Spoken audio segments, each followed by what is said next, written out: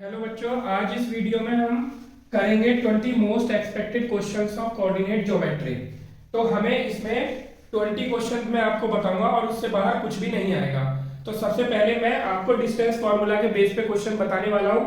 तो distance formula मैंने यहाँ पे लिख दिया। अगर ए का कोऑर्डिनेट x1 y1 है और b का कोऑर्डिनेट x2 y2 है, तो डिस्टेंस फार्मूला a और b, ए बी के बीच का डिस्टेंस ab क्या होता है, √y2 माइनस y1 का whole square plus x2 minus x1 का होल स्क्वायर। तो अब चलते हैं अपने फर्स्ट क्वेश्चन पे। तो क्या कह रहा है, find the values of x for which the distance between the points p x, 4 and q is the 10 unit. यानी इसने हमें क्या दिया है कि हमें दो पॉइंट दिया है p, और p का कोऑर्डिनेट है हमारा x, 4 और दूसरा पॉइंट है हमारा q का कोऑर्डिनेट है हमारा 9, 10 और इन दोनों के बीच का डिस्टेंस जो है वो 10 यूनिट हमें दिया हुआ है। तो हमें x की वैल्यू फाइंड करनी है। तो हमें एक्चुअल में क्या दिया हुआ है, PQ = 10। अब हम इसमें फॉर्मूला लगा देंगे, डिस्टेंस फॉर्मूला P और Q के बीच में। तो √y2 माइनस y1 का होल स्क्वायर, यानी y2 क्या है, 10 माइनस 4 का होल स्क्वायर, 10 माइनस 4 का whole square plus x2 minus x1 यानी 9 माइनस x का whole square is equal to 10। Squaring both side, दोनों साइड का स्क्वायर कर देंगे तो ये क्या आ जाएगा, 10 माइनस 4 कितना होगा हमारा 6 का स्क्वायर कितना हो जाएगा 36 प्लस इसको a माइनस b का होल स्क्वायर की आइडेंटिटी से खोलेंगे 81 plus x square minus 18x is equal to, दोनों साइड का स्क्वायर किया तो कितना हो जाएगा हमारा 100। अब जरा इस इक्वेशन को सॉल्व करते हैं तो ये कितना हो जाएगा, 6 और 1 7, 8 और 3 11, ठीक है, plus x square minus 18x is equal to 100 को इधर ले आते हैं, ये हो जाएगा x स्क्वायर माइनस 18x और 100 को इधर ले आएंगे तो माइनस का आएगा, यहाँ से बचेगा plus 17 is equal to 0। Factor करेंगे, प्रोडक्ट में मेरे को 17 चाहिए और ऐड करके 18 चाहिए, यानी x square minus 17x minus x plus 17 is equal to कितना हो जाएगा 0। x कॉमन ले लेंगे तो x माइनस 17 माइनस 1 कॉमन ले लेंगे तो x minus 17 is equal to 0। तो फैक्टर आएंगे हमारे x minus 17 x minus 1 is equal to 0। बारी बारी से 0 रखेंगे तो x is equal to 17 comma और x इज इक्वल टू 1, यानी x की हमारी दो वैल्यू आएगी और यही उसने पूछा था कि find the values of the x। यानी ये हमारे ऐसे दो पॉइंट मिलेंगे जिन दोनों पॉइंट से q का डिस्टेंस 10 यूनिट है। तो कौन से दो पॉइंट होंगे, P1 यानी 7, 4 और दूसरा पॉइंट होगा हमारा P2, वो होगा हमारा 1, 4। चलते हैं हम अपने नेक्स्ट क्वेश्चन पे। अब चलते हैं अपने नेक्स्ट क्वेश्चन पे। If the point P k-1, 2 is equidistance from the point A and B, find the value of the k। तो यानी हमें क्या दिया है, A और B दो पॉइंट दिए हैं। A पॉइंट दिया है हमें 3, k और B पॉइंट दिया है मेरे को k, 5, ये B और ये A, और एक पॉइंट है P जो कि इक्विडिस्टेंस है। P को मैं यहां ले लेता हूं, उसके कोऑर्डिनेट है k-1, 2, ठीक है। तो अब कह रहा है find the value of k। तो हमें क्या दिया है, क्वेश्चन में दिया है PA is equal to PB। जल्दी से PA और PB निकाल के इक्वल करते हैं। तो PA में जरा फॉर्मूला लगाओ, y2 माइनस y1 यानी 2 माइनस k का whole square plus x2 minus x1 तो यानी k माइनस 1 और माइनस 3 का होल स्क्वायर, ठीक है, इज इक्वल टू, अब आ जाएगा हमारा PB में लगाओ, क्या होगा हमारा y2 माइनस y1 का होल स्क्वायर यानी 5 माइनस 2 का होल स्क्वायर, ठीक है, और फिर आ जाएगा हमारा plus k x2 minus x1 यानी k माइनस k प्लस 1 का होल स्क्वायर। अब देखो दोनों साइड अंडर रूट है, स्क्वायरिंग बोथ साइड लिखने से ही हमारा अंडर रूट हट जाएंगे। अब हम इनको सॉल्व करते हैं। a माइनस b का होल स्क्वायर करो तो a square plus b square minus 2ab, k minus 1 minus 3 यानी k माइनस 4 और उसका भी होल स्क्वायर, तो k माइनस 4 का होल स्क्वायर मैं खोल रहा हूँ k स्क्वायर प्लस 16 माइनस का 8k, ठीक है। अब आ जाता है यहाँ पे इज इक्वल टू 5 माइनस 2 का होल स्क्वायर 3 का स्क्वायर 9 प्लस k से k कैंसिल हो गया 1 साइड स्क्वायर 1, अंडर रूट हट चुके हैं स्क्वायरिंग बोथ साइड से। तो अब देखते हैं इसको कैसे सॉल्व करते हैं। ये हो जाएगा k स्क्वायर 2k स्क्वायर, 8 और 4 कितना हो जाएगा माइनस का 12k हो जाएगा। ठीक है, अब कितना बचा 16 और 4 कितना हो जाएगा 20 और 10 उधर से आ जाएगा। चलो एक स्टेप और इंक्रीज कर देता हूँ, 20 माइनस 10 इज इक्वल टू 0। इस 10 को इधर ले आया, ये हो जाएगा 2k square minus 12k plus 10 is equal to 0। पूरी इक्वेशन को 2 से डिवाइड कर दो, k square minus 6k plus 5 is equal to 0। 2 से इसलिए डिवाइड कर दिया है, इक्वेशन थोड़ी इजी हो जाती है। तो फैक्टर आएंगे हमारे k square minus 5k minus k plus 5 is equal to 0। k common ले लेंगे, k माइनस 5, यहाँ से -1 कॉमन ले लेंगे तो k minus 5 is equal to 0। ठीक है, तो दो फैक्टर हमारे क्या आ जाएंगे, k माइनस 5 और k minus 1 is equal to 0। बारी बारी से इनको 0 रखेंगे तो k minus 5 is equal to 0, तो k की वैल्यू आ गई हमारी 5 और k minus 1 is equal to 0, k की वैल्यू आ गई 1, यानी हमारी दो वैल्यू k की आएंगी।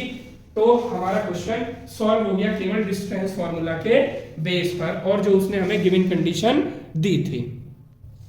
अब आ जाते हैं अपने नेक्स्ट क्वेश्चन पे। Find the point on y axis which is equidistance from the point -5, 2 and 9, -2। तो अब देखो इस क्वेश्चन में एक बात समझनी है कि y एक्सिस, तो सबसे पहले एक्सिस समझ लेते हैं। x डैश ये हमारी x एक्सिस है, y डैश ये y एक्सिस है, ये हमारा है ओरिजिन।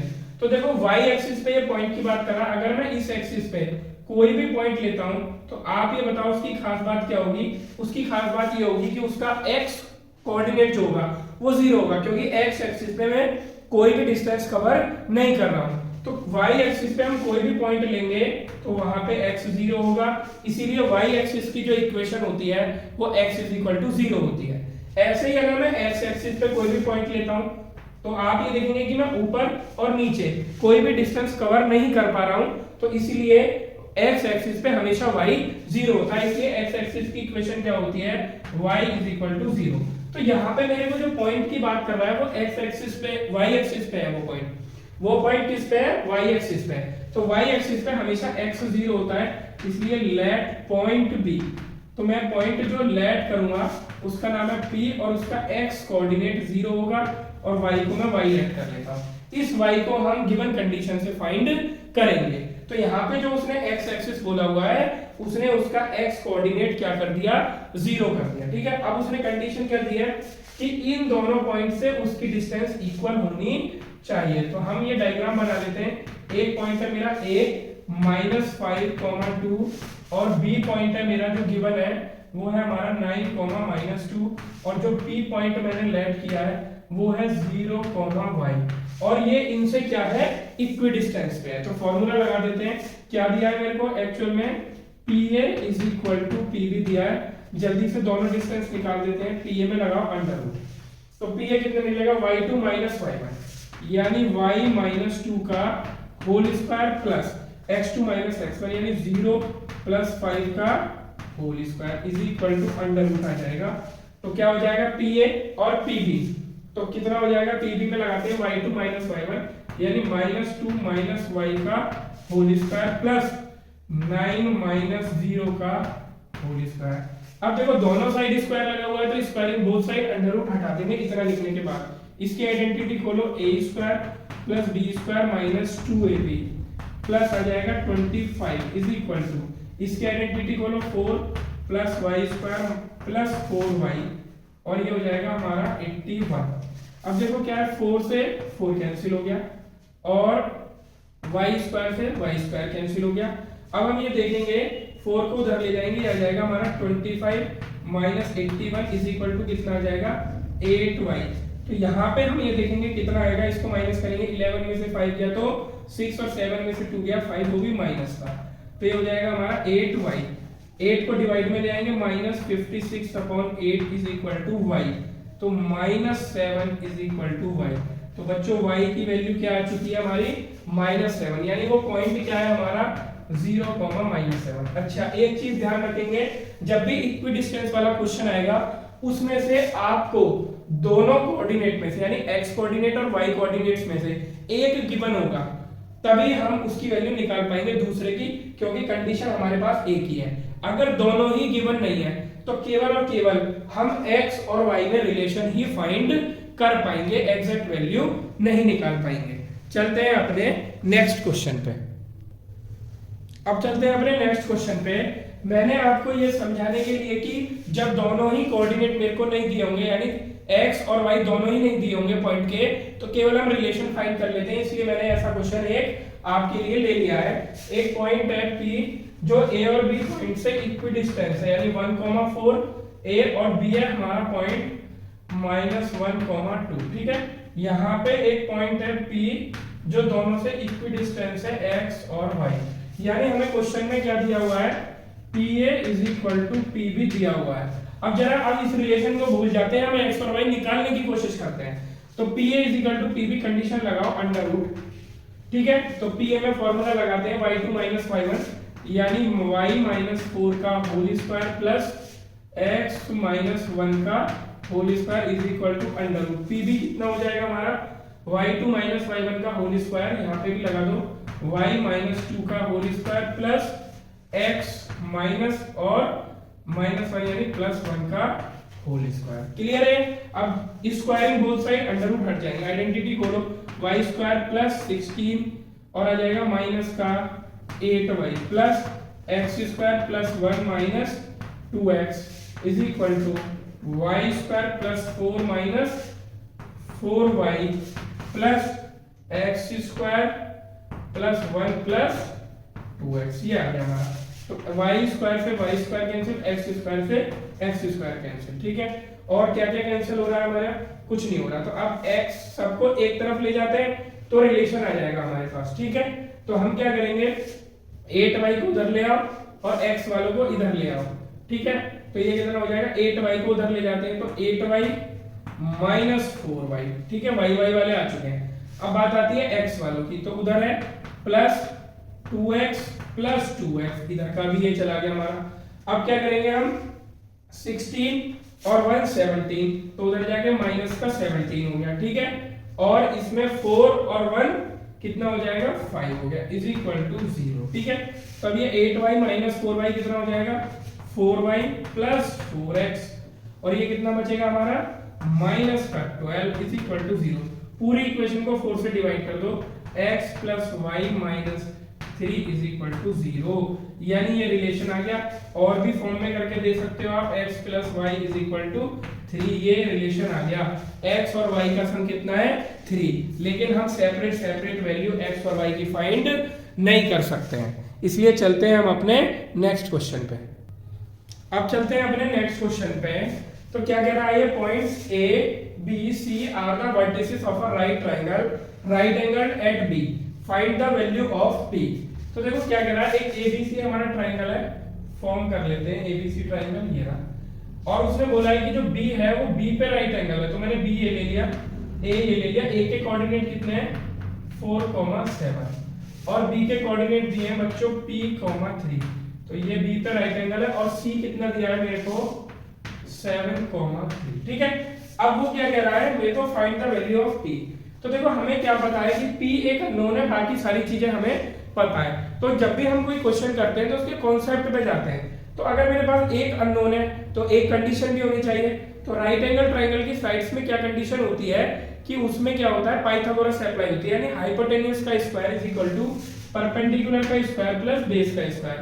हाइपोटेन्यूज है मेरा AC, क्योंकि ये C पॉइंट है मेरा, तो यानी AC² हो जाएगा AB² प्लस BC²। अब यहाँ पे आप ये देखो, जब मैं AC BC AB तीनों साइड निकालूंगा तो उनका स्क्वायर चाहिए मेरे को, और स्क्वायर होने पे डिस्टेंस फॉर्मूला में अंडर रूट हट जाता है, तो डायरेक्टली मैं विदाउट अंडर रूट वैल्यूज लिखूंगा। तो सबसे पहले हम A और B पॉइंट के बीच में डिस्टेंस फॉर्मूला लगाते हैं। तो y2 सबसे पहले AC हाइपोटेन्यूज है तो AC के बीच में लगाते हैं। तो AC के बीच में लगाएंगे y2 - y1, यानी 3 - 7 का होल स्क्वायर प्लस 7 - 4 का होल स्क्वायर, ये आ गया हमारा AC²। अब आ जाएगा AB के बीच में लगाते हैं, तो y2 - y1 यानी 3 - 7 का होल स्क्वायर प्लस P - 4 का होल स्क्वायर, ये आया है मेरा AB स्क्वायर, ये है AC स्क्वायर। अब बचा BC स्क्वायर, BC के बीच में लगाते हैं तो कितना हो जाएगा मेरा 3 माइनस 3 का होल स्क्वायर प्लस आ जाएगा 7 माइनस P का होल स्क्वायर। ठीक है, तो ये आ गया मेरा BC स्क्वायर।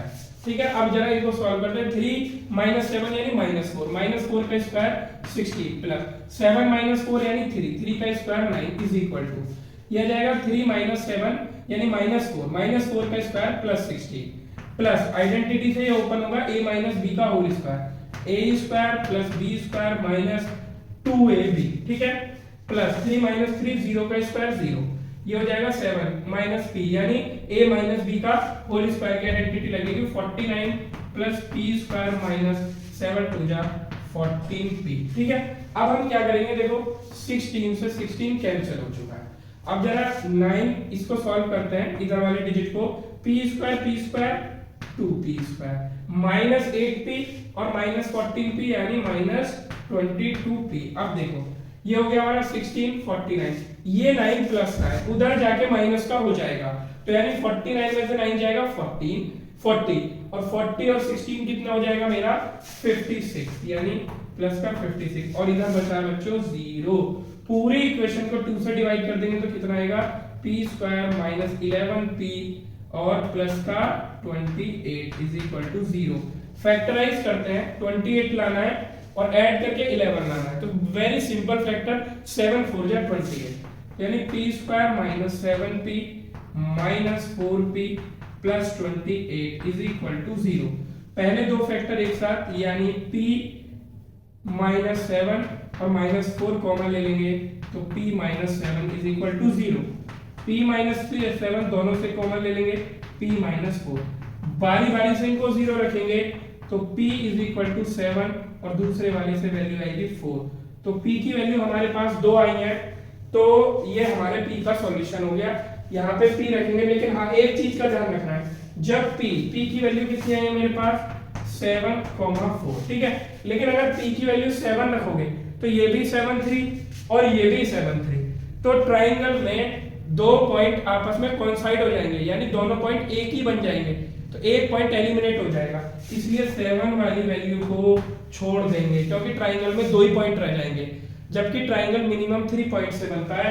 तो p की वैल्यू कौन सी फीजिबल है 4, यानी p का सॉल्यूशन आया only p is equal to 4। अब चलते हैं अपने नेक्स्ट क्वेश्चन पे। क्या बोल रहा है, show that the points a b c are the vertices of isosceles right triangle. तो देखो ट्रायंगल में से मैंने केवल एक ही क्वेश्चन लिया है, लेकिन मैं आपको सारी कंडीशन समझा देता हूं कि अगर a b c 3 पॉइंट्स मेरे को दिए हैं, अगर इक्विलैटरल ट्रायंगल फाइंड कराता है तो ab bc ca तीनों साइड्स हमारी इक्वल आएंगी, तो इक्विलैटरल ट्रायंगल हो जाएगा। आइसोस्केलस ट्रायंगल प्रूव कराता है तो क्या होगा, दो साइड इक्वल आएंगी और थर्ड वाली डिफरेंट आएगी। ठीक है, और अगर आइसोस्केलस राइट ट्रायंगल प्रूव कराता है तो दो साइड इक्वल आएंगी, और 90 प्रूव करने के लिए उसमें क्या होना चाहिए हमारा कि जो भी हमारी साइड है, मतलब एक साइड का स्क्वायर यानी जो भी हाइपोटेनियस होगी, हाइपोटेनियस का जो स्क्वायर है वो दोनों साइड के स्क्वायर के एडिशन के इक्वल होगा, यानी उसमें पाइथागोरस थ्योरम फुलफिल हो रही होगी। तो अभी नहीं पता मुझे इसमें कौन सा एंगल 90 आएगा, इसकी एबीसी नेमिंग बाद में करेंगे, पहले हम साइड निकालते हैं जिससे हमें ये पता चल जाएगा कि हाइपोटेनियस कौन है। तो जो भी हाइपोटेनियस साइड होगी उसके सामने वाला एंगल हमारा 90 बनेगा। तो जल्दी से निकालते हैं। सबसे पहले ए और बी में हम डिस्टेंस फॉर्मूला लगाते हैं। ठीक है, तो डिस्टेंस फॉर्मूला लगाएंगे तो जल्दी से लगाते हैं √y2 - y1 यानी 5 - 10 का होल स्क्वायर प्लस -2 - 7 का whole square is equal to under कितना आएगा, 5 - 10 कितना हो जाएगा हमारा, बताओ। 5 - 10 -5 का स्क्वायर हो जाएगा 25 प्लस ये हो जाएगा हमारा 81। तो कितना आ जाएगा हमारा आंसर, 5 और 1 6 और 8 और 2 10 106। कितना आया 106। ए बी के बाद फाइंड करेंगे बी सी। अब जरा बी और सी में डिस्टेंस फॉर्मूला लगा दो।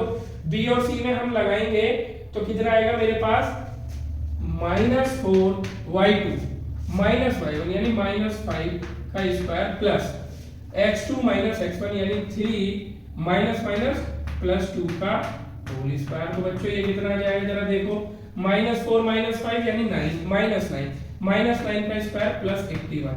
3 और 2 कितना होता है हमारा 5 5 का स्क्वायर 25। इन दोनों को ऐड करेंगे तो कितना आ जाएगा 106। ए बी बी सी अब फाइंड करेंगे बच्चों सी ए, थर्ड साइड अंडर रूट सी और ए में लगाते हैं। सी पॉइंट ये है, ए ये है, तो यानी y2 - y1 यानी हो जाएगा -4 और -10 का स्क्वायर प्लस कितना हो जाएगा मेरे पास -4 -10 का होल स्क्वायर और फिर आ जाएगा हमारा 3 - 7 का whole square is equal to under root लगाएंगे कितना आ जाएगा ये -14। 14 का स्क्वायर कितना होता है बच्चों 196, वो भी प्लस का, और 3 - 7 कितना हो जाएगा -4 और -4 का स्क्वायर हो जाएगा प्लस का 16 इज इक्वल टू, इसको ऐड कर देंगे तो कितना आएगा 6 और 6 12, 1 कैरी 9 और 1 10 और 1 11 और 1 और 1 2 2 1 2। ठीक है, अब देखो क्या है, ये तीनों साइड आ गई, आइसोस्केलेस ट्रायंगल तो यहीं से हो गया, क्यों? क्योंकि मेरे पास AB is equal to BC आ गई, AB is equal to BC। अब देखो यहीं से पता चल जाएगा मेरे को जो AC है वो हाइपोटेन्यूस है, यानी मैंने नेमिंग सही लिखी थी, ये गैस से हो गई है, अपने आप ही हो गई है, और ये दोनों साइड हो जाएंगे हमारी ये वाली यानी 106 और ये भी हो जाएगी अंडर रूट 106 और ये हो जाएगी अंडर रूट 212। अब जरा इसमें जरा पाइथागोरस अप्लाई करते हैं। पाइथागोरस होगा AC square is equal to AB स्क्वायर प्लस BC स्क्वायर। जरा लेफ्ट हैंड साइड लो, लेफ्ट हैंड साइड में है बच्चों AC स्क्वायर, तो AC कितना आया है मेरा बताओ जल्दी, AC आया अंडर रूट 212 का स्क्वायर कर दिया तो ये आ गया 212। ठीक है, अब जरा निकालेंगे हम right hand side, right hand side कितनी आई है बच्चों AB स्क्वायर प्लस BC का स्क्वायर, वैल्यू पुट कर दो, AB कितना है अंडर रूट 106 का स्क्वायर प्लस BC कितना है अंडर रूट 106 का स्क्वायर, दोनों का स्क्वायर करेंगे तो अंडर रूट हट जाएगा 106 प्लस 106, ये कितना आ जाएगा 212, यानी पाइथागोरस अप्लाई हो रही है, इसलिए ये आइसोस्केलेस होने के साथ साथ राइट ट्रायंगल भी है। ये भी पूछ सकता है कौन से वर्टेक्स पे ये 90 बना रहा है, तो आपको ध्यान रखना है कि जो हाइपोटेन्यूस होगा यानी जो लॉन्गेस्ट साइड होगी उसके अपोजिट वाला जो वर्टेक्स होगा वो 90 बनेगा। तो लॉन्गेस्ट साइड आई थी हमारी AC, ये हो गई हाइपोटेन्यूस, इसके सामने वाला यानी B पर ये 90 बनाएगा। चलते हैं हम अपने नेक्स्ट क्वेश्चन पे। अब अगर हमें वर्टिसेस दिए हैं, show that the points 1 1 -1,5 7,9 and 9,5 taken in that order, इसी ऑर्डर में हमें ये लेने हैं, are the vertices of the rectangle, also find the area of the rectangle. तो हमें क्या करना है, अब ये रेक्टेंगल मतलब क्वाड्रिलेटरल, तो मैं एक ही क्वेश्चन में आपको सारी चीजें सबसे पहले बता देता हूं कैसे प्रूफ करते हैं। तो देखो सबसे पहला जो हमारा क्वाड्रिलेटरल होता है वो है पैरेललोग्राम। पैरेललोग्राम प्रूफ करने के लिए वेरी सिंपल, आपको चारों साइड्स निकाल लेनी है और उसमें क्या है अपोजिट साइड इक्वल होती है, यानी दो पेयर इक्वल आएंगे।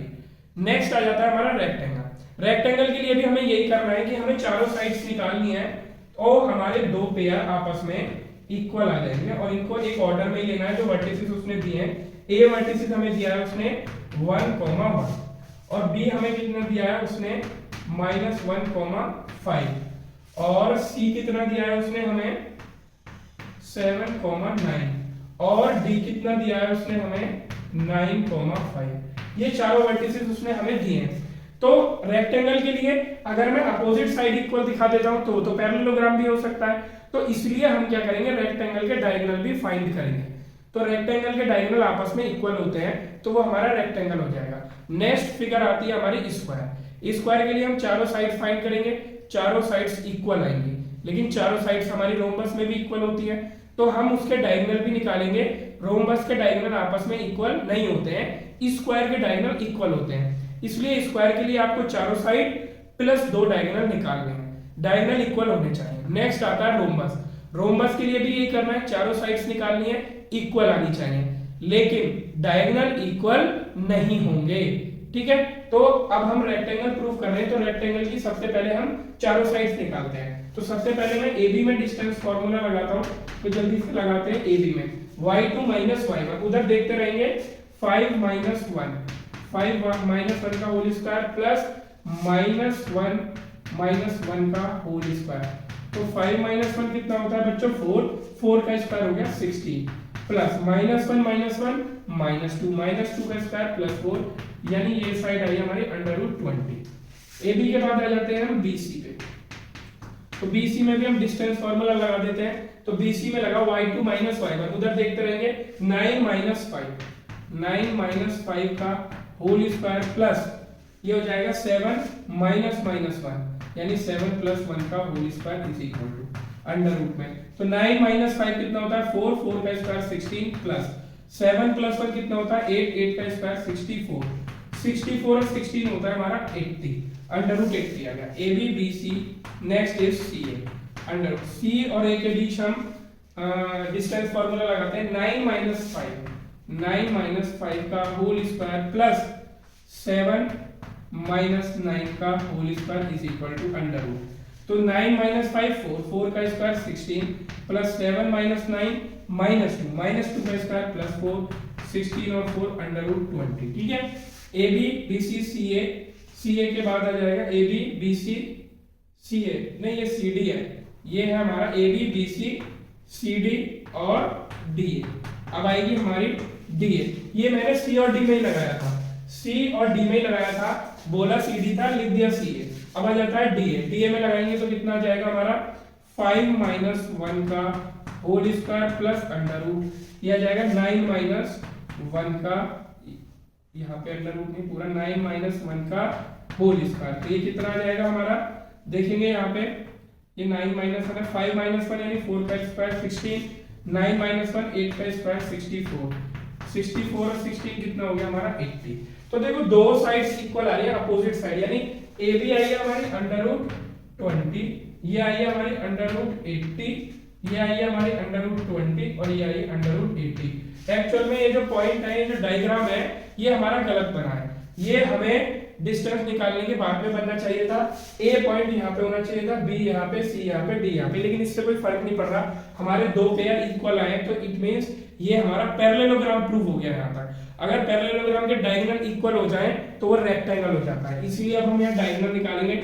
डायगोनल है ए सी, ए और सी के बीच में डिस्टेंस फार्मूला लगाएंगे ये वाला ए सी, यानी 9 माइनस 1 का होल स्क्वायर, ये डायगोनल है ए सी, 9 माइनस 1 का होल स्क्वायर प्लस कितना आ जाएगा हमारा 7 माइनस 1 का whole square is equal to कितना आएगा अंडर रूट 8 का स्क्वायर 64 और 6 का स्क्वायर 36, यानी ये आ गया हमारा अंडर रूट 100, चाहे तो इसको 10 भी लिख दो। AC के बाद आ जाएगा BD, BD के बीच में हम लगाते हैं, तो B और D के बीच में लगाएंगे तो 5 माइनस 5 का whole square plus 9 minus minus plus 1 का होल स्क्वायर, तो यानी ये आ जाएगा 0 प्लस 9 और 1 10 का स्क्वायर हो गया हमारा 100, इसको भी मैं 10 लिख सकता हूँ। देखो दोनों डायगोनल इक्वल आ चुके हैं, तो यानी ये हमारा क्या प्रूव हो गया रेक्टेंगल। अब उसने हमसे ये पूछा है कि आल्सो फाइंड द एरिया, तो रेक्टेंगल का एरिया कितना होता है length into breadth, length into breadth हमें यहां से दिखिए अंडर रूट 20, अंडर रूट 20 को मैं ये भी लिख सकता हूं क्या 4 5 या 20 होता है तो 2 रूट 5 लिख सकता हूं। अंडर रूट 80 को क्या लिख सकता हूं मैं 16 5 या 80 होता है तो 16 का 4 बार ये, यानी अंडर रूट 18 को 4 रूट 5 लिख सकता हूं, अंडर रूट 20 को 2 रूट 5। तो हमारी जो लेंथ आई है वो अंडर रूट 20 है यानी 2 रूट 5, और जो ब्रेथ आई है हमारी 4 रूट 5, इनका मल्टीप्लाई कर देंगे तो एरिया कितना आ जाएगा 4 2 जा 8 और रूट 5 5 8 5 जा 40 स्क्वायर यूनिट हमारा रेक्टेंगल का एरिया है। और इन सब लेंथ के साथ आप अगर यूनिट लगाते चलेंगे, खाली यूनिट सेंटीमीटर वगैरह कुछ नहीं है, तो हम सबके साथ क्या लगा देंगे यूनिट, तो ज्यादा अच्छा रहेगा, फुल मार्क्स मिलेंगे। अदरवाइज कई बार टीचर यूनिट पे भी मार्क्स कट कर देता है। तो क्वाड्रिलेटरल हमने समझ लिया कि कैसे कैसे हम प्रूव करते हैं। अब चलते हैं अपने नेक्स्ट क्वेश्चन पे। Show that the point A B C D are the vertices of a rhombus but not square, find the area of rhombus. तो रोम्बस और स्क्वायर में क्या डिफरेंस है, केवल एक ही डिफरेंस है कि रोम्बस के जो डायगोनल होते हैं वो अनइक्वल होते हैं और स्क्वायर के जो डायगोनल होते हैं वो इक्वल होते हैं। ठीक है, तो अब जरा हम इस फिगर को बना लेते हैं और डिस्टेंस जल्दी से हम फाइंड कर देंगे और डायगोनल भी फाइंड कर लेंगे। तो एक सीक्वेंस में लेना है, ए है हमारा 3,0, बी हो गया हमारा 4,5 और सी हो गया हमारा -1,4 और डी हो जाएगा हमारा पॉइंट -2,-1। तो रोमन प्रूफ करने के लिए सबसे पहले चारों साइड इक्वल, तो जल्दी से डिस्टेंस फार्मूला लगाते हैं, ए बी के बीच में लगाते हैं। तो 5 - 0 का स्क्वायर प्लस 4 - 3 का होल स्क्वायर, तो कितना आएगा बच्चों, ये आ जाएगा 5 - 0 यानी 5, 5 का स्क्वायर 25, 4 - 3 1, 1 का स्क्वायर 1, तो ये आ जाएगा हमारा √26। ए बी के बाद आ जाती है हमारी side B C, B C के बाद लगाते हैं हम P और C में लगाएंगे तो कितना आएगा, इधर देखते रहेंगे 4 - 5 यानी y2 - y1 का whole square plus x2 - x1 यानी -1 और कितना जाएगा -1 - 4 का होल स्क्वायर, तो ये कितना आ जाएगा हमारा, ध्यान से देखेंगे 4 - 5 -1 -1 का स्क्वायर +1, ठीक है। इसके बाद आ जाएगा -1 - 4 -5 -5 का स्क्वायर कितना हो जाएगा +25, यानी ये भी कितना आ गया हमारा √26। BC के बाद आ जाएगी हमारी CD, CD निकालेंगे तो C और D में लगाएंगे तो देखो y2 - y1 यानी 4 - -1 यानी ये +1 का होल स्क्वायर हो जाएगा और वो हो जाएगा हमारा -1 और +2 का होल स्क्वायर, तो ये कितना आ जाएगा हमारा 4 + 1 5 का स्क्वायर 25, ये हो जाएगा 1 1 का स्क्वायर 1, यानी ये कितना आ गया बच्चों हमारा √26। CD भी आ गई, CD के बाद आ जाएगा DA, DA के बीच में हम डिस्टेंस फार्मूला लगाते हैं, D और A के बीच में यानी -1 - 0 का होल स्क्वायर, -1 - 0 का होल स्क्वायर प्लस -2 एंड -3 का whole square is equal to क्या आएगा अंडर में -1 का स्क्वायर +1 -2 - 3 हो गया हमारा -5, तो -5 का स्क्वायर कितना हो जाएगा 25, ये भी आ गया √26। 4 साइड इक्वल हो चुकी हैं, अब ये स्क्वायर भी हो सकता है रोम्बस भी हो सकता है। कंफर्म करने के लिए डायगोनल आएगा सबसे पहले AC, A और C देख लेते हैं कहां पे है, ये रहा डायगोनल, इन दोनों के बीच का डिस्टेंस निकालना है तो लगाते हैं जरा √4 - 0 का होल स्क्वायर प्लस -1 - 3 का whole square is equal to √4 का स्क्वायर 16 -4 का स्क्वायर 16 यानी √32, और इसको लिख सकता हूं क्या मैं 16 2 या 32 होता है, 16 का 4 बाहर आ जाएगा और √2 अंदर रह जाएगा, यानी 32 होता है हमारा 4√2, कितना होता है हमारा 4√2। CA के बाद दूसरा डायगोनल है हमारा BD निकालते हैं, BD को भी ज्वाइन कर लेते हैं, ये बच्चों BD है, ये रहा, BD में लगाते हैं हम डिस्टेंस फार्मूला यानी -1 और -5 का होल स्क्वायर प्लस -2 और -4 का होल स्क्वायर, तो ये हमारे दोनों क्या बन जाएंगे -1 - 5 हो गया -6 का स्क्वायर 30 प्लस का 36 -2 - 4 -6 का स्क्वायर प्लस 36, तो ये हमारा कितना आ जाएगा √72। √72 होता है 36 × 2, 36 का 6 बाहर आ जाएगा, √2 बचेगा। दोनों डायग्राम हमारे अनइक्वल है इसलिए ये रोम्बस है, ये हमारा प्रूव हो गया। अब बात करता है वो एरिया, रोम्बस का जो एरिया होता है बच्चों वो होता है 1/2 डायगोनल 1 × डायगोनल 2, और डायगोनल अभी हमने निकाले हैं तो एरिया कितना जाएगा 1/2, डायगोनल 1 है हमारा 4√2 और डायगोनल 2 है हमारा 6√2, ठीक है, 2 से इसको कट कर देंगे 2 2 जा 4, तो एरिया कितना जाएगा 2 6 जा 12 और √2 2, तो 12 2 जा 24 स्क्वायर यूनिट उसका एरिया आ जाएगा, और जितनी भी लेंथ आपने निकाली है सबके आगे आपको यूनिट जरूर लिखना है एग्जाम में अगर 100 आउट ऑफ 100 मार्क्स लाने हैं। अब चलते हैं हम अपने नेक्स्ट क्वेश्चन पे, अब चलते हैं अपने नेक्स्ट क्वेश्चन पे, क्या कह रहा है, prove that the points A B C are collinear. तो सबसे पहले कोलिनियर पॉइंट समझ लेते हैं, ये बोल सकते हैं कि तीनों पॉइंट एक ही लाइन पे लाई करें, या ऐसे भी बोल सकते हैं कि तीनों पॉइंट से एक ही लाइन सीधी चली जाए, ऐसे पॉइंट्स को कोलिनियर पॉइंट कहते हैं। सपोज दैट ये पॉइंट ऐसे हैं, 3 पॉइंट ऐसे हैं, तो अब इन तीनों से कोई भी स्ट्रेट लाइन ड्रॉ नहीं हो सकती। अगर मैं तीनों पॉइंट को ऐसे बना दूं तब भी एक लाइन ड्रॉ नहीं हो सकती, ठीक है। तो जो कोलिनियर पॉइंट होते हैं वो एक ही स्ट्रेट लाइन पे लाई करते हैं।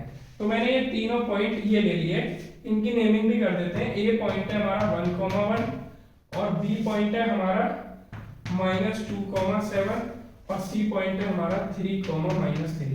तो इनकी क्या प्रॉपर्टी होती है, अगर मैं ये देखूं कि ए बी और बी सी दोनों मिलके ए सी बना रहे हैं, अगर ये इसी पोजीशन पे होते हैं तो A B plus B C जो बनाएंगे वो सी ए बनाएंगे। तो कोलिनियर पॉइंट ऐसे होते हैं। अगर वो कोलिनियर नहीं होंगे तो दो पॉइंट के बीच का डिस्टेंस का एडिशन थर्ड पॉइंट के इक्वल नहीं आ सकता। सपोज दैट वो इस पोजीशन में है, तो अब मैं यहाँ पे देखूंगा कि यहाँ ट्राइंगल बनेगा और ट्राइंगल की किसी भी दो साइड का सम तीसरी साइड के इक्वल नहीं होता, हमेशा ग्रेटर देन होता है। ये हमने 9th क्लास में पढ़ा है।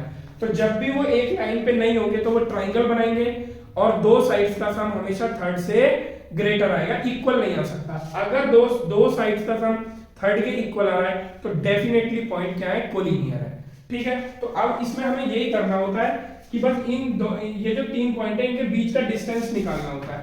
तो सबसे पहले मैं ए बी निकालता हूं, तो अंडर रूट, तो ए और बी के बीच में डिस्टेंस फॉर्मूला लगाते हैं हम। तो 7 - 1 का होल स्क्वायर प्लस कितना हो जाएगा, -2 और -1 का होल स्क्वायर। तो ये कितना आ जाएगा मेरा, 7 - 1 6 का स्क्वायर 36 प्लस 2 - 1 यानी ये -3 हो गया, -3 का स्क्वायर 9, यानी ये आ रहा है मेरा अंडर रूट 45। क्लियर है, ए और बी के बीच का डिस्टेंस है। अब निकालता हूं मैं बी सी, वो कितना आता है, बी और सी के बीच में हम लगाते हैं कोलिनियरिटी का फॉर्मूला, ठीक है। तो आ जाते हैं हम बी और सी के बीच में -3 और -7 का होल स्क्वायर, ठीक है।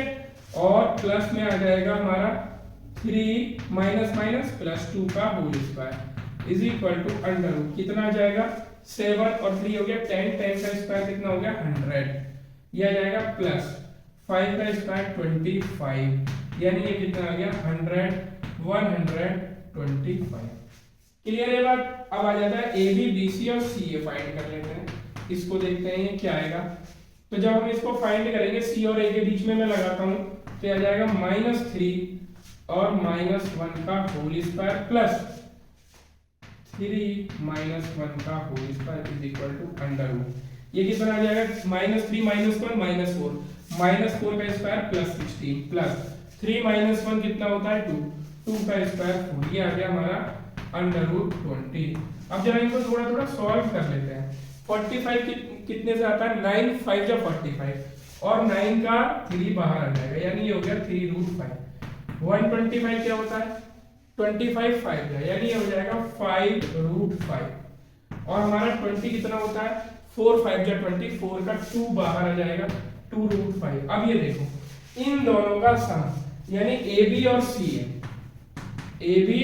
और सी ए मिलके किसके इक्वल आ रहे हैं, बी सी के, वरना ए बी और सी ए ऐड करो 3√5 प्लस 2√5, तो ये कितना बन गया 5√5 और 5√5 को मैं क्या लिख सकता हूं, बी सी। तो यानी A B plus C A is equal to B C बन रहा है। ए बी तो पॉइंट की हमारी पोजीशन भी बदल जाएगी, यानी क्या क्या मिलके बनना है, ए बी और सी ए।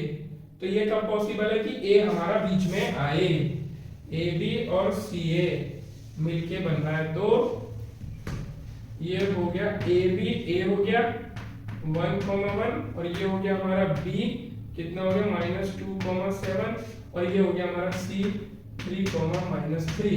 तो अब ये ठीक है, ए बी और ए सी मिलके बना रहे हैं बी सी, यानी पॉइंट्स हमारे कोलिनियर है, ठीक है। अब चलेंगे हम अपने सेक्शन फॉर्मूलाज के क्वेश्चन पर। अब चलते हैं हम सेक्शन फॉर्मूला बेस्ड क्वेश्चंस पे। तो सबसे पहले एक बार जल्दी से सेक्शन फॉर्मूला समझ लेते हैं कि अगर ए और बी मेरे पॉइंट दिए हुए हैं, उनको एक लाइन ज्वाइन कर रही है और कोई पॉइंट पी उसको m/n के रेशो में डिवाइड करता है। तो उस पॉइंट के कोऑर्डिनेट कैसे निकाले जाते हैं? तो P पॉइंट के कोऑर्डिनेट जो होंगे वो हमारे x y होंगे। तो x की वैल्यू क्या होगी, अब हम ये देखेंगे। तो x की वैल्यू क्या होगी, जब हम x की वैल्यू निकालेंगे तो जो रेशो है हम वो x की वैल्यू उसके साथ ही लगाएंगे, यानी x1 और x2 का ही यूज होगा। तो उसमें क्या होता है, एक बात का ध्यान रखेंगे कि जो हमारा रेशो है m/n, यानी ये वाला रेशो तो इधर वाले x से मल्टीप्लाई होगा और ये रेशो इधर वाले से मल्टीप्लाई होगा। यानी अगर मैं फॉर्मूला लिखूं तो क्या आएगा, nx1 plus mx2 upon ratio का प्लस, यानी m प्लस n। ये तो हो गई x की वैल्यू, ठीक है। और अगर यहां से मैं y की वैल्यू निकालूं तो y की वैल्यू क्या हो जाएगी, सेम यही करना है लेकिन y में लगाना है। n इधर वाला रेशो इधर वाले के साथ मल्टीप्लाई होगा, यानी ny1 plus my2 upon m plus n। तो जब क्वेश्चन दिया होगा तो उसमें m n और y1 y2 की फॉर्म में नहीं होगा, तो उसमें क्या होगा, डिजिट्स होंगी। तो जब भी हम सेक्शन फॉर्मूला अप्लाई करेंगे तो बस आपको एक बात ध्यान रखनी है, इधर वाला रेशो इस कोऑर्डिनेट से मल्टीप्लाई होगा और इधर का जो रेशो है वो इस कोऑर्डिनेट से मल्टीप्लाई होगा, ठीक है। और अपॉन में दोनों रेशियोज का सम, यानी m प्लस n। तो ये हमारा क्या है, सेक्शन फॉर्मूला। x और y की वैल्यू हम इससे फाइंड कर लेंगे। अगर यहीं से मैं मिड पॉइंट निकालना चाहूं तो मिड पॉइंट के लिए क्या होगा, रेशो जब भी बराबर हो जाते हैं, 4:4 हो जाए, 5:5 हो जाए, तो उस रेशो को 1:1 माना जाता है। कैसे भाई, सपोज दैट रेशो हमारा 4/4 है, तो 4 1 जा 4, 4 1 जा 4, कैंसिल हो गया। ऐसे 5/5 होगा तो उसको भी 1:1 माना जाता है। तो जब भी ये दोनों इक्वल हो जाएंगे तो इनको हम 1:1 रख देते हैं। तो अगर इस फॉर्मूले में मैं n और m की वैल्यू 1 1 पुट कर देता हूं तो वो हमारे मिड पॉइंट के कोऑर्डिनेट हो जाते हैं। यानी अगर मैं मिड पॉइंट निकालूं तो x आता है हमारा x1 प्लस x2 अपॉन 2 और y आता है हमारा y1 प्लस y2 अपॉन 2। तो ये होता है हमारे मिड पॉइंट के कोऑर्डिनेट, ठीक है। तो अब जरा हम इस क्वेश्चन को शुरू करते हैं। अपना इंपॉर्टेंट क्वेश्चन है, point A lies on the line segment joining P and Q, ठीक है। तो मैं यहाँ पे एक डायग्राम बना लेता हूँ। ये P पॉइंट है मेरा और P पॉइंट मेरे को दिया है 6 -6 और Q पॉइंट दिया है मेरे को -4, -1 और जो A पॉइंट है वो इस पे लाई करता है, ठीक है। और कह रहा है सच दैट, तो सच दैट की कंडीशन क्या दे रखी है मेरे को, PA = 2/5 PQ। जब भी इस तरीके से देगा तो आपको दोनों साइड्स का रेशो बना लेना है। इस PQ को अगर मैं इधर ले आऊं तो डिवाइड में आ जाएगा, यानी यहाँ पे मेरे को मिल जाएगा PA/PQ का जो रेशो दिया हुआ है वो दिया हुआ है 2:5, ठीक है। तो अगर मेरे को किस चीज की जरूरत है, APA और PQ। तो देखो सपोज दैट वो पॉइंट ये है A, ठीक है, ये A पॉइंट है हमारा, इसके कोऑर्डिनेट हम XY लेट कर लेते हैं, ठीक है। अब क्या कह रहा है वो, तो इसमें हमसे K की वैल्यू फाइंड करा रहा है। तो देखो if the point A also lie on the line, यानी वो जो पॉइंट है A इस लाइन पे भी लाई करता है, तो find the value of K। तो सबसे पहले तो मेरे को पॉइंट ही पता होना चाहिए कि पॉइंट मेरा क्या है, ठीक है, और फिर हम K की वैल्यू बताएंगे। तो देखो सेक्शन फॉर्मूला से मैं x और y इस क्वेश्चन में निकाल सकता हूं, बट पहले मेरे को PA और AQ पता होना चाहिए। यहाँ पे PA का रेशो 2 दिया हुआ है लेकिन AQ नहीं दिया हुआ। क्या दिया हुआ है यहाँ मेरे को, PQ दिया हुआ है। तो अगर मैं ये देखूं, देखो PA ये कितना है मेरे पास 2x और PQ कितना है मेरे पास पूरा 5x। तो बच्चों ये कितना बचेगा, देखो PA है मेरे पास 2x, ठीक है, ये रहा, और ये जो पूरा है ये है मेरे पास 5x, मैंने रेशियो में ले लिया 5x। तो देखो ये पूरा 5x है बच्चों, ये 2x है, तो ये कितना बचेगा 3x। और ये क्वेश्चन मैंने इसीलिए आपके लिए लिया है क्योंकि डायरेक्टली उसने PA और AQ का रेशियो नहीं दिया हुआ है, ठीक है। तो हम इस तरह से रेशियो निकाल लेंगे क्योंकि मुझे क्वेश्चन में सेक्शन फॉर्मूला में PA और AQ का रेशियो चाहिए, क्योंकि जो सेक्शन फॉर्मूला अप्लाई होता है वो AP और PB ये वाले रेशियो हमें पता होने चाहिए। हमें क्वेश्चन में दिया था PA और PQ, यानी ये पूरा, यानी ये अप्लाई नहीं हो पाएगा। तो अगर मैं ये देखूं यहाँ पे जो मैंने रेशियो निकाल लिया, रेशियो आ गया मेरा 2:3 का, क्योंकि PA/AQ अगर मैं लिखूंगा तो वो आ जाएगा बच्चों 2x और 3x। तो x से x कैंसिल हो गया, यानी रेशियो रह गया 2/3 के बाद, ठीक है। तो ये रेशियो हमारा 2x 3x है, x की कोई वैल्यू नहीं है क्योंकि हमारा यहाँ पे रेशियो में यूज होता है। तो इसको हम 2 ले लेंगे और इसको ले लेंगे हम 3, ठीक है। तो अब देखो कैसे करेंगे हम इसको, और ये जो PA और PQ मैंने अलग अलग सेपरेट कर लिए थे इसलिए x लगा लिया था, वरना आप 2 और 5 भी ले सकते हैं। तो अब जरा मैं A पॉइंट निकालता हूँ x। तो x के लिए क्या लगाना है मेरे को, जो मैंने फ्रैक्शन फॉर्मूला में बताया था उसको ध्यान से देखो। ये है बच्चों 3, ठीक है, और इसको मैं इरेज ही कर देता हूं जिससे आपको कंफ्यूजन ना हो। x को हम हटा लेते हैं क्योंकि रेशो आ गया है हमारा 2:3। तो मैंने बताया था जब भी हम x निकालेंगे तो ये वाला रेशो तो इस कोऑर्डिनेट से मल्टीप्लाई होगा और ये रेशो इस कोऑर्डिनेट से मल्टीप्लाई होगा। तो जल्दी से देख के बताओ, और x के लिए लगा रहे हैं तो x ही हमें यूज करना है, यानी 3 into 6 क्या हो जाएगा, 3 into 6 plus 2 into -4, 2 into -4 upon दोनों रेशो का सम यानी 2 + 3। इसको सॉल्व कर लेते हैं, कितना आएगा, 3 6 18 -4 2 8 अपॉन 2 + 3 5, ये हो गया 10/5 यानी x की वैल्यू आ गई बच्चों 2। अब y के लिए लगाते हैं, y के लिए भी ऐसे लगाना है मेरे को, 3 into -6 2 into -1, ये ध्यान रखना है, 3 into -6 प्लस 2 into -1 अपॉन 2 + 3। तो ये कितना जाएगा, 3 6 18 -18 और ये आ जाएगा -2/5। तो -18 और -2 कितना होगा, -20/5 इज इक्वल टू कितना हो जाएगा हमारे पास, माइनस का 5 4 जा 20। तो जो a पॉइंट के कोऑर्डिनेट थे वो मेरे पास आ चुके हैं। a के कोऑर्डिनेट आ गए हमारे पास 2, -4। अब उसने कहा है कि आप k की वैल्यू बताओ। तो ये कॉन्सेप्ट बहुत ज्यादा इंपॉर्टेंट है। जब भी कोई पॉइंट किसी लाइन के ऊपर लाई करता है तो वो उस लाइन को सेटिस्फाइड करता है। सेटिस्फाइड करने का क्या मतलब होता है, जब उस पॉइंट को हम लाइन में पुट कर देंगे तो लेफ्ट हैंड साइड और राइट हैंड साइड इक्वल आएंगी, यानी उसको सेटिस्फाइड करेगा। तो यहाँ पे इसने बोल दिया है कि ये पॉइंट उस लाइन के ऊपर लाई करता है, तो k की वैल्यू बताओ। तो हम इस पॉइंट को इस लाइन में डाल देंगे। लाइन में कैसे डालेंगे, x की जगह x की वैल्यू पुट कर दो, y की जगह y की वैल्यू पुट कर दो और हमारा k आ जाएगा। तो जल्दी से यहाँ पे पुट कर लेते हैं। ये है बच्चों 3x + k और ब्रैकेट में है हमारा y + 1 = 0। पुट करते हैं, x की वैल्यू आई है 2 और y की वैल्यू आई है मेरी -4 + 1 = 0। तो 3 2 जा 6 और ये आ जाएगा -3 बचेगा, तो -3k = 0। 3k उधर चला जाएगा तो 6 = 3k, तो k = 6/3। तो बच्चों k की वैल्यू कितनी आ जाती है मेरे पास, 3 2 जा 6। तो यही हमसे क्वेश्चन में पूछ रहा था। ये क्वेश्चन इंपॉर्टेंट मैंने इसलिए लिया है कि अगर कोई पॉइंट किसी लाइन पे लाई करता है तो वो उस लाइन को सेटिस्फाइड करेगा, यानी हम पॉइंट की वैल्यू लाइन में पुट कर सकते हैं। अब चलते हैं अपने नेक्स्ट क्वेश्चन पे। The line segment joining the points a 3, -4 and b 1, 2 is trisected at the point p। p दिया है point small p -2 and q point दिया है 5/3, q। Find the values of p and q। तो देखो क्या कह रहा है, सबसे पहले हम अपना क्वेश्चन बनाते हैं। देखो एक लाइन है AB, ये लाइन मैंने ले ली AB, ठीक है। A पॉइंट के कोऑर्डिनेट हमें दिए हुए हैं कितने, 3, -4 और B पॉइंट के कोऑर्डिनेट कितने दिए हुए हैं मेरे को, 1, 2। ये जो लाइन है ये ट्राइसेक्टेड है, यानी 3 ट्राइसेक्टेड का मतलब डिवाइडेड इनटू 3 इक्वल पार्ट्स।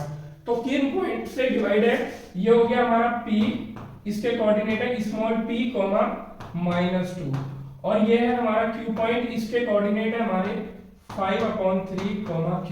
तो वो कह रहा है find the value of p and q। अब देखो अगर ये तीनों पार्ट इक्वल है तो इन तीनों का रेशो कितना हो जाएगा, 1 1 1। मैंने पहले ही बताया था कि जब भी पार्ट इक्वल होते हैं, चाहे वो 4:4 हो, a है, 5:5 है, तो हमेशा रेशो कितना माना जाता है, 1:1। तो अगर इन तीनों के रेशो की बात करूं तो मैं 1:1 का रेशो है। इसको एक दूसरे टाइप से भी समझा जा सकता है, जब ये दोनों पार्ट इक्वल है तो ये जो होगा वो a का और q का मिड पॉइंट होगा, पहली बात। ऐसे ही जो q है वो p पॉइंट का और b पॉइंट का मिड पॉइंट होगा, q पॉइंट होगा। तो इसको मैं मिड पॉइंट से भी लगा सकता हूं और इसको मैं सेक्शन से भी लगा सकता हूं, लेकिन सेक्शन फार्मूला और मिड पॉइंट फार्मूला एक ही बात होगी। जब मैं 1:2 ये करूंगा तो केवल यही आएगा, यानी x1 ही आएगा, और 1:x2 करूंगा तो वो x2 ही रह जाएगा। तो हम इसमें मिड पॉइंट फार्मूले का यूज कर लेंगे। तो देखो सबसे पहले मेरे को p निकालना है, तो p जो पॉइंट है ये वाला p, इसका केवल मेरे को x कोऑर्डिनेट निकालना है। तो ये वाला जो x कोऑर्डिनेट है वो इन दोनों x कोऑर्डिनेट का मिड पॉइंट है, तो हम मिड पॉइंट लगा देंगे। तो मिड पॉइंट फार्मूला ये बोलता है x = x1 + x2/2। तो इस बार मेरे को p निकालना है, इस फॉर्मूले में वैल्यू रखेंगे small p is equal to, यही तो मिड पॉइंट है, तो क्या हो जाएगा x1 प्लस x2 अपॉन 2, यानी 3 प्लस 5 अपॉन 3 और अपॉन 2, ऊपर एलसीएम ले लेंगे तो आ जाएगा 3 और 3 का मल्टीप्लाई इधर हो जाएगा, 3 3 जा 9 प्लस 5 अपॉन 2, तो यहाँ पे कितना हो जाएगा, ये हो जाएगा 14 अपॉन 3 इंटू 2 से कैंसिल हो गया, यानी 7 अपॉन 3। तो p की वैल्यू कितनी आ रही है मेरे पास 7 अपॉन 3, यहाँ पे लिख देते हैं एक बार, p is equal to 7 upon 3। अब देखो जो हमारा q है, कैपिटल Q जो है वो किसका मिड पॉइंट है, P का और B का। तो इस Q को निकालने के लिए, ये Q कहाँ पे है, ये y कोऑर्डिनेट पे है, y कोऑर्डिनेट पे, तो Q का जो y कोऑर्डिनेट है वो इन दोनों y कोऑर्डिनेट का मिड पॉइंट होगा। तो इस Q के लिए हम फॉर्मूला यही वाला लगा देंगे, Q is equal to y1 plus y2 upon 2। तो y1 कितना है मेरा -2, y2 कितना है मेरे पास 2 अपॉन 2, यानी Q कितना आ जाएगा 0 अपॉन 2, तो Q की वैल्यू कितनी आ जाएगी 0। तो ये हमने पॉइंट फाइंड कर लिया। अच्छा एक चीज का और इसमें ध्यान देंगे कि यहाँ पे अगर मेरे को ये मेरे को y कोऑर्डिनेट दे देता, यहाँ पे अगर ये मेरे को y कोऑर्डिनेट पूछता है, यानी -2 और p इधर कर देता, तब मैं इस क्वेश्चन को नहीं निकाल पाता। क्यों? क्योंकि मिड पॉइंट अगर मैं लगाता तो यहाँ पे जो p आता वो y कोऑर्डिनेट होता, और यहाँ पे जब मैं इन दोनों पॉइंट में मिड पॉइंट लगाता तो यहाँ वाला y भी अननोन है। यानी इस तरीके से इसने दिया है कि यहाँ पे तो x अननोन कर दिया है और x मेरे को गिवन दे दिए हैं दोनों, यहाँ पे y अननोन कर दिया है तो यहाँ पे मेरे को दोनों y गिवन दिए हुए हैं। तो इस क्वेश्चन को इस तरीके से कर लेंगे। अब चलते हैं अपने नेक्स्ट क्वेश्चन पे। अब आ जाते हैं अपने नेक्स्ट क्वेश्चन पे, in what ratio does the line x minus y minus 2 is equal to 0 divide the line segment joining the points a and b। तो देखो क्वेश्चन क्या कहता है, सबसे पहले हम ये बना लेते हैं, ये मैं ले लेता हूं, ये a b है, a पॉइंट हो गया हमारा कितना 3, -1 और b पॉइंट कितना हो गया मेरा 8, 9, ठीक है। अब कोई लाइन यहां से ऐसे करके जा रही है, सपोज दैट यहां से मान लिया हमने ये लाइन, और इस लाइन की इक्वेशन दे रखी है ये x minus y minus 2 is equal to 0। तो वो ये कह रहा है कि ये लाइन इस वाली लाइन को किस रेशियो में डिवाइड कर रही है, तो यहाँ पे डिवाइड करेगी ये।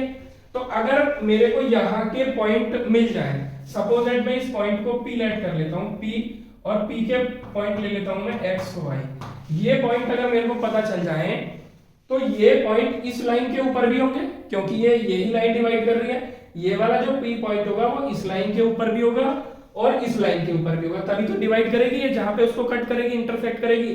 तो मैं क्या करूंगा, पहले P पॉइंट को सेक्शन फार्मूला से फाइंड कर लूंगा, और फाइंड करने के बाद उन पॉइंट्स को इस लाइन के अंदर पुट कर देंगे, क्योंकि मैंने बताया था कि अगर कोई पॉइंट किसी लाइन के ऊपर लाई करता है तो वो उस लाइन को सेटिस्फाइड करता है। अब आप ये कहोगे कि जब मेरे को रेशियो ही नहीं पता तो आप सेक्शन फार्मूला कैसे लगाओगे, तो रेशियो ही हमें निकालना है, तो रेशियो को हम लेट कर लेंगे। तो जब भी हम रेशियो को लेट करेंगे तो m/n की फॉर्म में कभी भी लेट नहीं करते, उससे हमारे दो वेरिएबल लेते हैं। हमेशा रेशियो को लेट करना है, लेट द रेशियो बी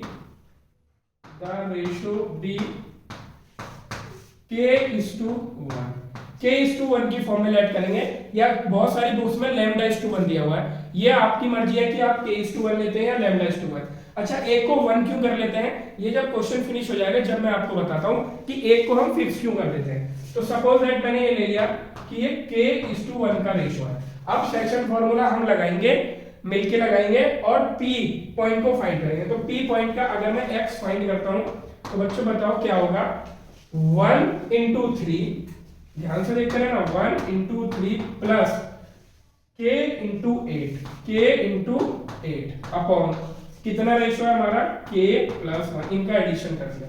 तो अगर मैं इसको सॉल्व करता हूं तो कितना आ जाएगा, ये आ जाएगा 8k+3 अपॉन k+1, ठीक है। अब इसका y कोऑर्डिनेट निकालते हैं, y कोऑर्डिनेट में यहीं पे निकाल लेता हूं, तो y कितना हो जाएगा, यहाँ पे कॉमा लगा देता हूं, y कोऑर्डिनेट में भी लगाएंगे 1:-1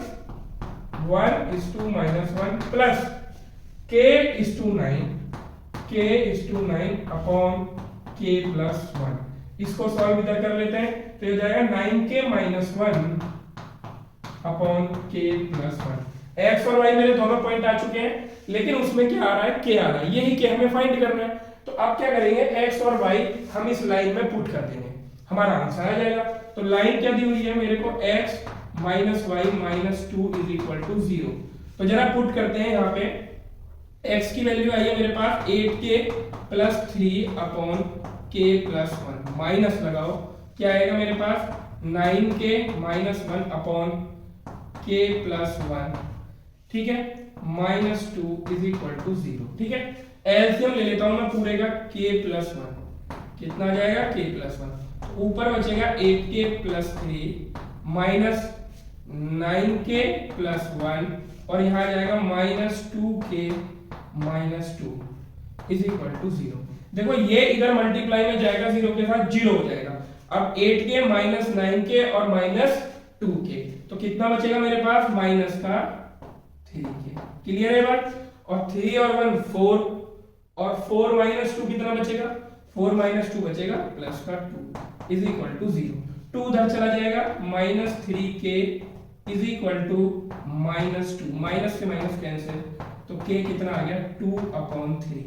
मैंने इसीलिए आपको बताया था, इसलिए रोका था कि हम एक वैल्यू को फिक्स क्यों कर देते हैं। सेक्शन फॉर्मूला में तो रेशो m/n होता है, तो हम एक साइड को 1 क्यों ले लेते हैं, क्योंकि जो भी रेशो होता है वो ऑटोमेटिकली एडजस्ट कर लेता है। अब मैं आपको करके दिखाता हूँ। रेशो है इसका k/1, ठीक है, तो यहाँ पे मैं लिख लेता हूँ k/1 है रेशो। अब जरा इसमें वैल्यू पुट करते हैं, k की वैल्यू कितनी आई 2/3 रेशो 1, ठीक है। अब रेशो में हम उसको सिंपलेस्ट फॉर्म में कन्वर्ट करने के लिए सेम नंबर से मल्टीप्लाई कर देते हैं। तो रेशो में मैंने दोनों नंबर को 3 से मल्टीप्लाई कर दिया, कोई इफेक्ट नहीं पड़ेगा, 3 से 3 कैंसिल, तो यहाँ आ जाएगा ये 2:3 का रेशो। तो देखो जिस वैल्यू को मैंने फिक्स करा था वो वैल्यू कितनी आ गई, 3 आ गई, ऑटोमेटिकली एडजस्ट कर लिया, यानी k/1 का रेशो उसी के इक्वल है जो कि 2:3 का है, यानी एक्चुअल में 2:3 में इसने डिवाइड किया। तो यही मैं बताने वाला था, जब भी हम एक साइड को फिक्स कर देंगे 1 को, तो k अपने आप अपॉन में आ जाएगा, और जब अपॉन में आ जाएगा तो हम उसको सिंपलेस्ट फॉर्म में करेंगे तो वो वैल्यू यहाँ पे आ जाएगी जिसको हमने फिक्स करा यानी 1 किया है, ऑटोमेटिकली रेशो 2:3 आ गया, एडजस्ट हो गया। तो जितने भी रेशो फाइंड करने वाले क्वेश्चन है आप उनमें m/n की फॉर्म में नहीं लेट करेंगे, आपको लेट करना है k/1 में। अब चलते हैं अपने नेक्स्ट क्वेश्चन पे। अब चलते हैं अपने नेक्स्ट क्वेश्चन पे। Find the ratio in which the line segment joining the points a and b is divided by x axis. Also find the point of division.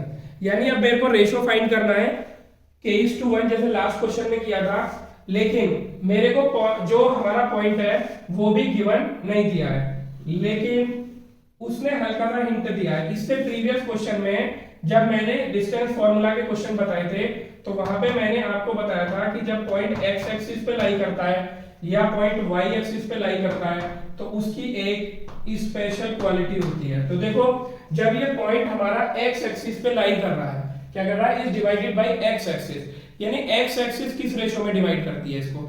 Suppose that ये मेरी x axis है, previous question की तरह जैसे line दी हुई थी x minus y minus 2, इस बार ये x एक्सिस है। तो सबसे पहले तो आपको ये बताना है मुझे कि x एक्सिस की इक्वेशन क्या होती है।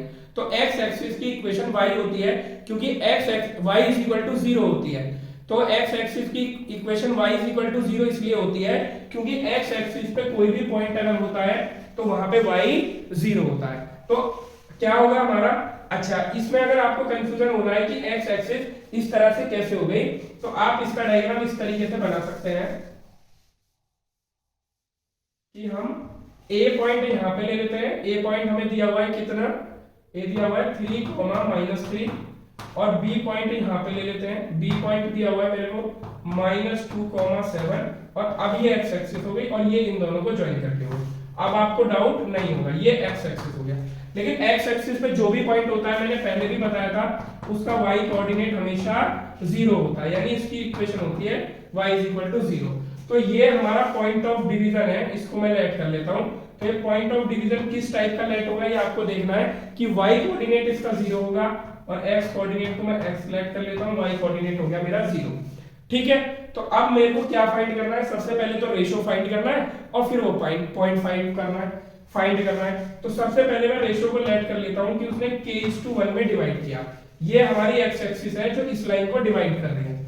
तो मैंने ये राइट कर लिया कि k:1 रेशो में ये इसको डिवाइड कर रही है, ये एक्स एक्सिस, और इस पॉइंट पे डिवाइड कर रही है, ठीक है। तो रेशो निकालने के लिए हमेशा ध्यान रखना, कई बार वो एक्स एक्सिस ना देके कोई और पॉइंट भी दे देता है कि ये पॉइंट डिवाइड कर रहा है, तो उस पॉइंट में एक वैल्यू हमें जरूर दी होगी जिसकी हेल्प से हम k फाइंड कर सकते हैं। तो यहाँ पे ये देखो, ये जो पॉइंट ऑफ डिवीजन है इसका मेरे को एक कोऑर्डिनेट दिया हुआ है, यानी मेरे को y दिया हुआ है, y कितना है 0। जो गिवन वैल्यू होती है उसके लिए हम सेक्शन फॉर्मूला लगा देते हैं और वो हमारा k आ जाता है, और जब k आ जाएगा तो हम x को फाइंड कर लेंगे। अब जरा इसको देखते हैं कैसे। मेरे को y गिवन है, y की वैल्यू 0 है, तो आपको y में सेक्शन फॉर्मूला लगाना है। तो यानी 0 इज इक्वल टू, ये वाला पॉइंट में निकाल रहा हूं, तो कैसे होगा 1:2 इसका y कोऑर्डिनेट, 1:y कोऑर्डिनेट में लगा रहा हूं तो y लूंगा, 1:7 क्या हो जाएगा 1:7 प्लस k:3, कितना हो जाएगा k:3। अच्छा, कोऑर्डिनेट जो है मेरे 3 - 3 है, ध्यान से देखेंगे 3 - 3, तो कितना हो जाएगा मेरा k:-3 अपॉन रेशो हो जाएगा हमारा k+1। ऐसे फाइंड कर लेंगे हम इसको। k+1 इधर जाएगा, ये मैंने 0 पॉइंट ही तो निकाला है, इस पॉइंट को ही तो निकालते हैं सेक्शन फार्मूला से। तो हमने क्या किया 1:7, ठीक है, और k:-3, क्लियर है।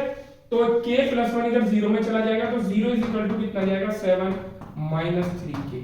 7 इधर चला जाएगा, 7 is equal to -3k, minus से माइनस कैंसिल, तो k इज इक्वल टू कितना जाएगा 7/3, k कितना आ गया 7/3। तो अब हम क्या करेंगे, इसको जो ये रेशो आया है मैंने k:1 का राइट किया है, अब जरा इसे सिंपलेक्स कर लेते हैं, k:1 में कर लिया मैंने, क्लियर है। तो k की वैल्यू रख देंगे 7/3 रेशो 1। इसको सिंपलेस्ट फॉर्म में बनाने के लिए, रेशो में अगर सेम नंबर से मल्टीप्लाई या डिवाइड करते हैं तो रेशो पे कोई इफेक्ट नहीं पड़ता, तो हम यहाँ पे 3 से मल्टीप्लाई कर देंगे, इसमें भी करना पड़ेगा, तो 3 से 3 कैंसिल, तो k:1 का जो रेशो आया है हमारा, वो आया है हमारा 7:3 का। अब जरा हम इसको वहां पे लिख देंगे, तो ये जो रेशो था ये हो जाएगा हमारा 7:3 का रेशो, ठीक है।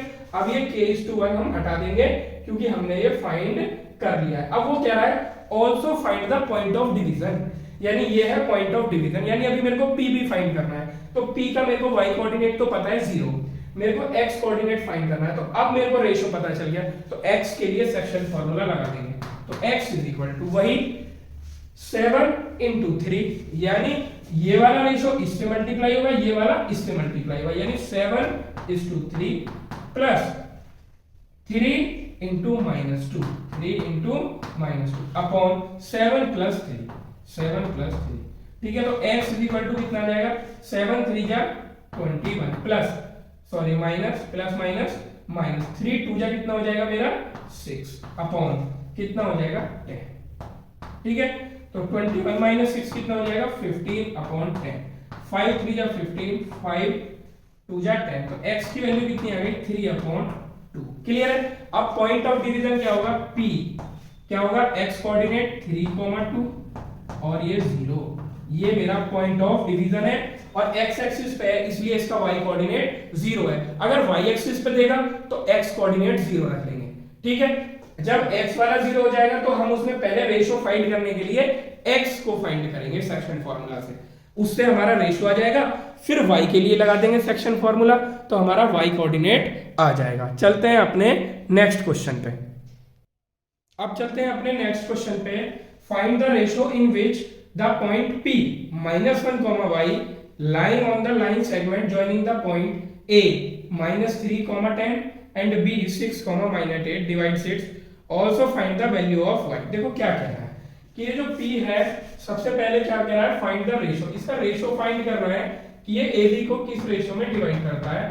ये मैंने सेम टू सेम प्रीवियस वाला क्वेश्चन लिया है, और ऐसे मेरा 2 क्वेश्चन लेने का केवल एक ही मोटिव है कि ये क्वेश्चन बहुत इंपॉर्टेंट रहता है, इसलिए मैंने ये लिया है, इसको आपको जरूर करके जाना है, ठीक है वाई, ठीक है। अब क्या कह रहा है कि सबसे पहले तो हमें रेशो निकालना है। पहले जो पॉइंट बोल दिया था उसने बोल दिया था पॉइंट ऑन एक्स एक्सिस, तो हमने x, 0 ले लिया था क्योंकि x एक्सिस पे y 0 होता है, लेकिन इस बार पॉइंट इसने अपने आप दे दिया, तो अपने आप जो पॉइंट दिया उसमें भी उसने एक ही डिजिट गिवन दी है -1, y उसने गिवन नहीं दिया। ऐसे प्रीवियस क्वेश्चन में था हमारे पास एक्स एक्सिस पे था तो यानी y कितना हो जाएगा 0 हो जाएगा हमारे पास, तो उसने उस टाइम हमारे पास y था, अब हमारे पास x है, ठीक है। तो इसमें भी वही करते हैं कि रेशो हम k:1 पे लेट कर लेते हैं, k:1 का, ठीक है। इधर वाला रेशो हमारा k है और उधर वाला है हमारा 1। तो अब हम जरा अगर सबसे पहले हमें रेशो, हाँ एक चीज का ध्यान रखना है, अगर रेशो फाइंड करना है हमें, मैं बताना भूल गया, तो अगर हमें जो पॉइंट डिवाइड कर रहा है उसका एक भी कोऑर्डिनेट पता है, या तो x वाला पता है या y वाला पता है, एक इन दोनों में से एक, तो हमारा रेशो आ जाता है, इसका ध्यान रखना, ठीक है। तो अब जैसे मेरे पास -1 पता है मेरे को इसका, तो हम ये -1 क्या है x कोऑर्डिनेट, तो x कोऑर्डिनेट के लिए हम सेक्शन फार्मूला लगा देंगे, यानी -1 को निकालेंगे। -1 इज इक्वल टू कितना हो जाएगा 1:-3, क्योंकि x में लगा रहे हैं, 1:-3 plus k:6, k:6 upon k+1, ठीक है। लास्ट टाइम हमारा इधर 0 था तो ये इधर मल्टीप्लाई होकर 0 हो गया था, लेकिन इस बार हमारा 0 नहीं है, तो जब मल्टीप्लाई करेंगे तो ये आ जाएगा बच्चों -1 इज इक्वल टू कितना हो जाएगा -3 + 6k। तो k को हम उधर ले जाएंगे, 3 को हम इधर ले आएंगे, तो -1 और ये कितना हो जाएगा हमारे पास +3 इज इक्वल टू हो जाएगा ये 6k + k, तो ये आ जाएगा हमारे पास 2 इज इक्वल टू 7k। तो k इज इक्वल टू आ जाएगा बच्चों 2/7, कितना आ गया हमारे पास 2/7, क्लियर। अब जरा इसको नॉर्मल बना लेते हैं, k:1 जो हम लेट करते हैं तो रेशो अपने आप उसको एडजस्ट कर लेता है, k की वैल्यू 2/7 रेशो 1, दोनों टर्म में अगर मैं सेम नंबर से मल्टीप्लाई कर दूं तो कोई इफेक्ट नहीं होता, तो डिनोमिनेटर से कर देते हैं जिससे सिंपलेस्ट फॉर्म में आ जाए, तो यानी जो k:1 का रेशो था वो 2:7 आ चुका है। तो अब मैं जरा इस रेशो को हटा देता हूं और लिख देता हूं 2:7, क्या लिख देता हूं 2:7। अच्छा एक चीज और है, अगर मैं यहाँ पे इसको k ले लेता, यहाँ पे 1 ले लेता, तब भी हमारा रेशो यही आएगा, क्योंकि हमारे ये पॉइंट फिक्स है। तो एक चीज का और ध्यान रखेंगे, जब भी रेशो पूछेगा और पॉइंट ए भी दिए हुए हैं तो पहले वो साइड वाला रेशो बताना है जिधर की तरफ पॉइंट ए है, यानी अगर इसका रेशो का आंसर होगा तो रेशो का आंसर होगा इसका 2:7। बच्चे 7:2 लिख देंगे, ठीक तो वो भी है, लेकिन हमें कोशिश ये करनी है जो पॉइंट पहले दिया है उसके साइड वाला रेशो पहले रखें, यानी ये वाला ए पॉइंट पहले दिया है तो इसी को पहले रखें। अब बात आती है कि मेरे को y निकालना है, अब मेरे पास रेशो आ चुका है, अब आप y फाइंड कर दो, तो y इज इक्वल टू कैसे फाइंड करेंगे 7 × 10, y में लगाएंगे 7 × 10 प्लस 2 × -8, 2 × -8 अपॉन 7 + 2, तो यहाँ से y कितना आ जाएगा 70 -8 2 जा कितना हो जाएगा 60 अपॉन 9, तो ये आ जाएगा बच्चों 54, ठीक है। ये आ गया हमारा 54 अपॉन 9, 9 6 54, तो y इज इक्वल टू कितना आ गया 6, y की वैल्यू 6 आ गई। अगर वो ये कहता also find the point of division, तो p को पूरा कंप्लीट करके दे दो -1, y की वैल्यू कितनी आई है 6, तो हमारा पॉइंट आ गया -1, 6। इस वाले क्वेश्चन में ध्यान ये रखेंगे, पहले रेशो फाइंड होगा तब अदर कोऑर्डिनेट फाइंड होगा जो बचा हुआ है, पहले हम y को फाइंड नहीं कर सकते।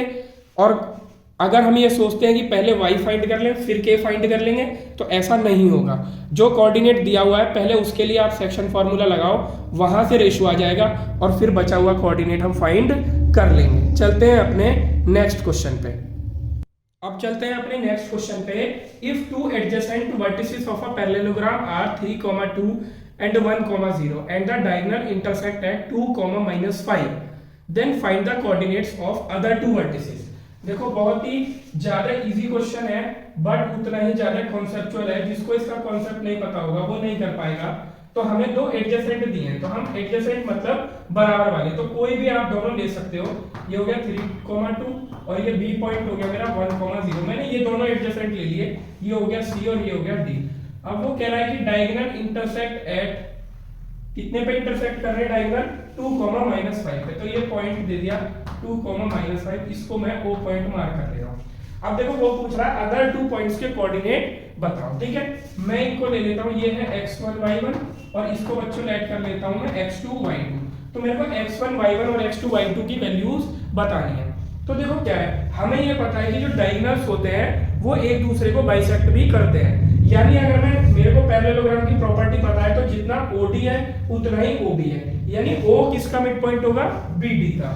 यहां पे लिखेंगे हम OB is equal to OD so that O is mid point.